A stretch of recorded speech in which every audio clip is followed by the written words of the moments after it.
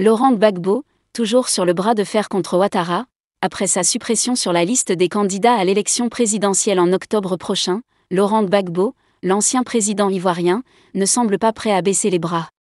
À 79 ans, l'homme qui a dirigé la Côte d'Ivoire de 2000 à 2011 reste une figure incontournable de la politique ivoirienne, malgré les obstacles judiciaires et politiques qui jalonnent son parcours.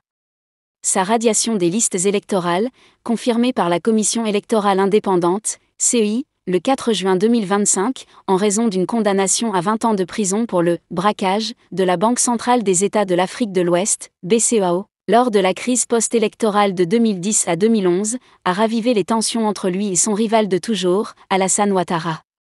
Cette exclusion, perçue par Gbagbo et ses partisans comme une manœuvre politique orchestrée par le pouvoir en place, n'a fait qu'attiser sa détermination à défier Ouattara, président en exercice depuis 2011, et à contester ce qu'il qualifie d'« illégalité » dans la gouvernance de son adversaire. Ouattara, l'ombre d'un quatrième mandat. De son côté, Alassane Ouattara, âgé de 83 ans, entretient un flou stratégique sur sa candidature à un quatrième mandat. Bien que son parti, le RHDP, l'ait désigné comme son « candidat naturel » en mai 2024, Ouattara n'a pas encore confirmé sa participation. En janvier 2025, il a déclaré vouloir « continuer à servir son pays », tout en évoquant l'existence de « successeurs potentiels ». Cette ambiguïté alimente les spéculations, certains analystes suggérant qu'il pourrait chercher à diviser l'opposition en réintégrant Gbagbo sur les listes électorales pour fragmenter davantage le vote anti-RHDP. Cependant, la gestion d'Ouattara est critiquée pour son autoritarisme présumé. Les exclusions de Gbagbo, Thiam, Soro et Blé Goudé des listes électorales ont été dénoncées comme un « coup d'État constitutionnel » par des observateurs et des militants sur les réseaux sociaux. Ces exclusions, combinées à des accusations de fraude électorale passée, comme la participation controversée de 54% en 2020 contre 10% observée par certains, renforcent l'image d'un régime prêt à tout pour conserver le pouvoir. Un duel symbolique, Gbagbo contre Ouattara. Pour Gbagbo, cette élection est plus qu'un simple scrutin, c'est un « match retour » pour laver l'affront de 2010, où il estime que sa victoire lui a été volée. Sa rhétorique, empreinte de panafricanisme et de socialisme, continue de résonner auprès d'une base fidèle, particulièrement dans les régions rurales et parmi les populations bêtées. Lors d'un discours à Yopougon en juin 2025, il a lancé un défi direct à Ouattara. « Tu ne peux pas me trouver chez moi, un Ivoirien authentique, et vouloir me chasser de chez moi. Nous ferons tout pour qu'il ne fasse pas son quatrième mandat. » Un passé tumultueux, les racines d'une rivalité.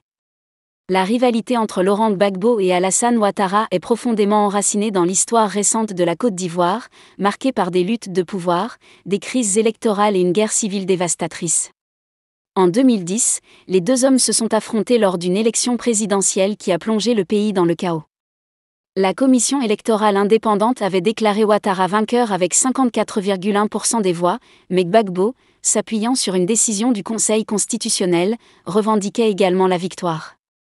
Ce différend a déclenché une crise post-électorale qui a coûté la vie à environ 3000 personnes et culminé avec l'arrestation de Gbagbo par les forces pro-Ouattara, soutenues par la France et les Nations Unies, en avril 2011.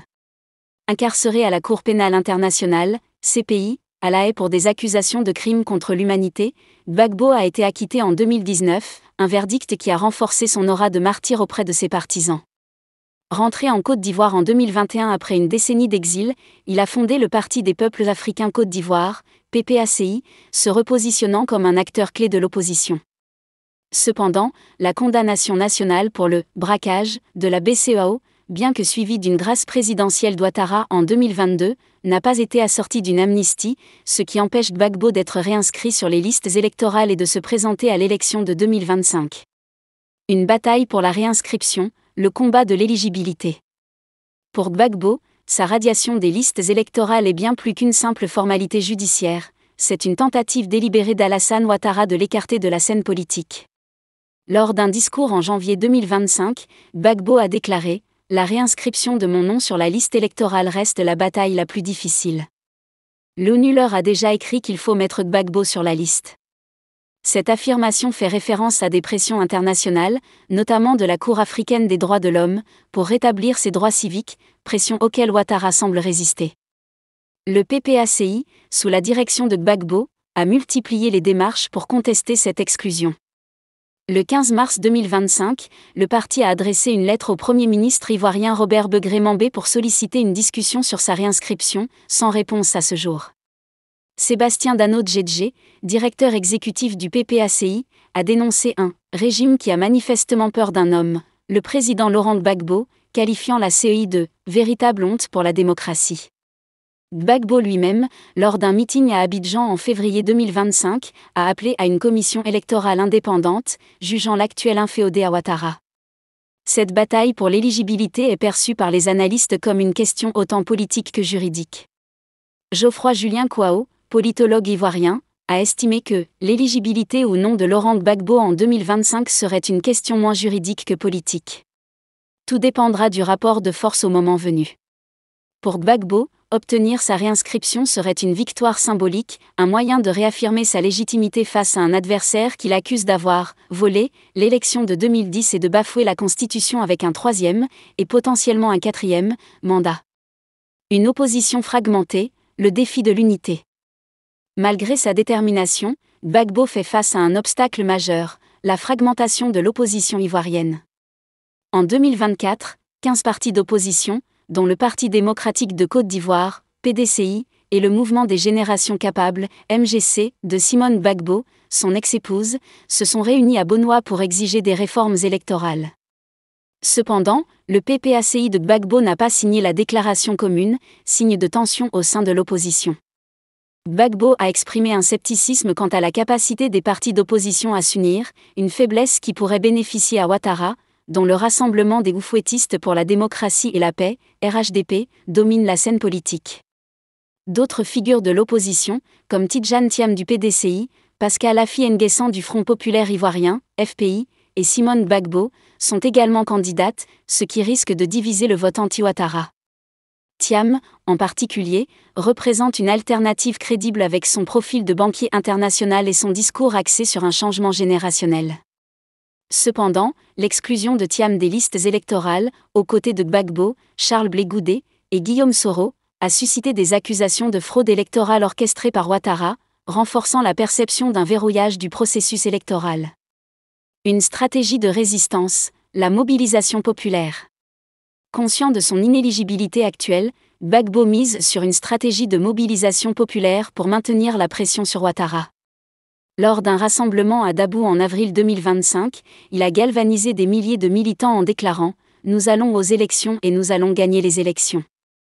Ceux qui croient qu'on va boycotter se trompent. » Cette rhétorique combative vise à rallier ses partisans, qui le considèrent toujours comme une figure de résistance face à ce qu'ils perçoivent comme une « dictature » d'Ouattara.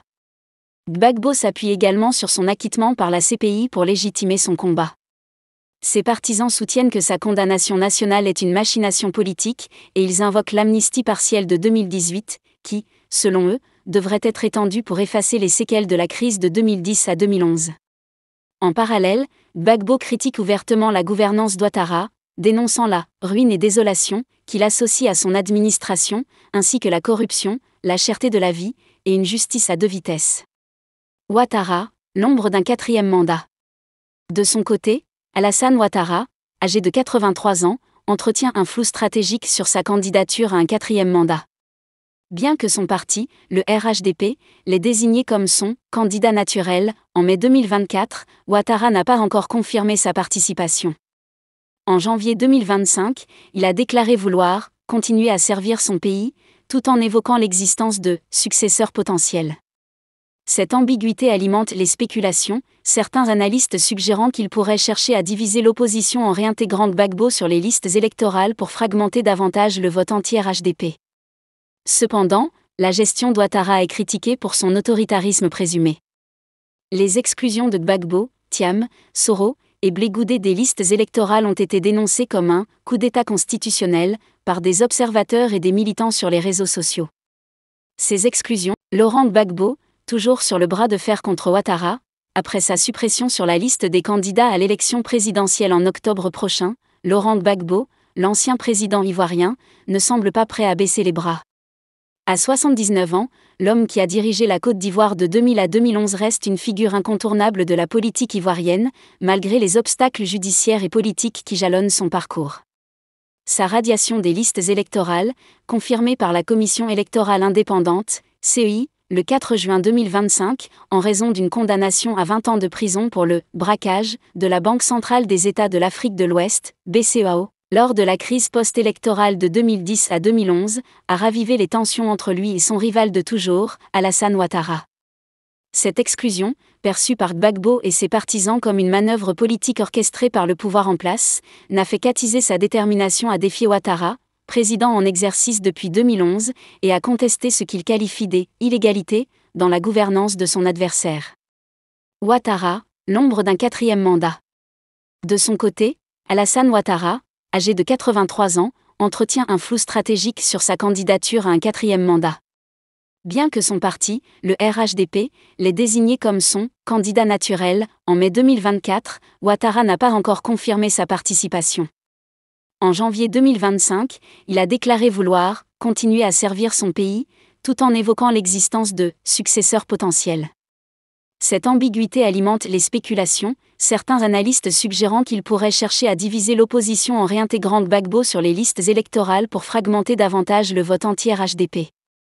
Cependant, la gestion d'Ouattara est critiquée pour son autoritarisme présumé. Les exclusions de Gbagbo, Thiam, Soro et Blé Goudé des listes électorales ont été dénoncées comme un « coup d'État constitutionnel » par des observateurs et des militants sur les réseaux sociaux. Ces exclusions, combinées à des accusations de fraude électorale passée, comme la participation controversée de 54% en 2020 contre 10% observée par certains, renforcent l'image d'un régime prêt à tout pour conserver le pouvoir. Un duel symbolique, Gbagbo contre Ouattara. Pour Gbagbo, cette élection est plus qu'un simple scrutin, c'est un « match retour » pour laver l'affront de 2010, où il estime que sa victoire lui a été volée. Sa rhétorique, empreinte de panafricanisme et de socialisme, continue de résonner auprès d'une base fidèle, particulièrement dans les régions rurales et parmi les populations bêtées. Lors d'un discours à Yopougon en juin 2025, il a lancé un défi direct à Ouattara. « Tu ne peux pas me trouver chez moi, un Ivoirien authentique, et vouloir me chasser de chez moi. Nous ferons tout pour qu'il ne fasse pas son 4e mandat. » Un passé tumultueux, les racines d'une rivalité. La rivalité entre Laurent Gbagbo et Alassane Ouattara est profondément enracinée dans l'histoire récente de la Côte d'Ivoire, marquée par des luttes de pouvoir, des crises électorales et une guerre civile dévastatrice.